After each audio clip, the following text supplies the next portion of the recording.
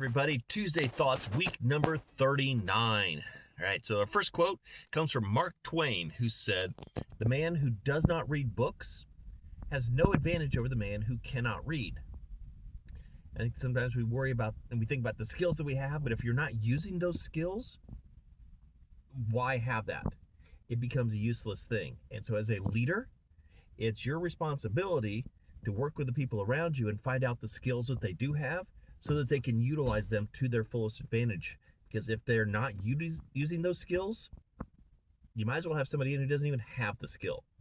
So just think about that as you develop leaders around you, teachers, as we're working on developing our students.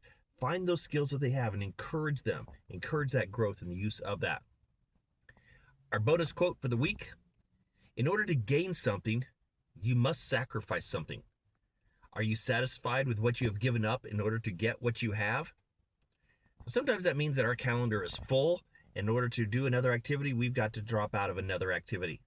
Sometimes it just means that we have to sacrifice time in order to fill that with something else. So you've got to ask yourself, as you're being involved with groups and activities or developing a program or whatever that is, am I willing to change what I'm doing to fit in what needs to be done for this? There is always going to be some type of a sacrifice. Sometimes the sacrifices are easy to make. Sometimes it's a challenge. And it's a long discussion and thought and prayer process to figure out if you're going to sacrifice that or not. Here's our random fact for the week. Nice little agriculture-related one.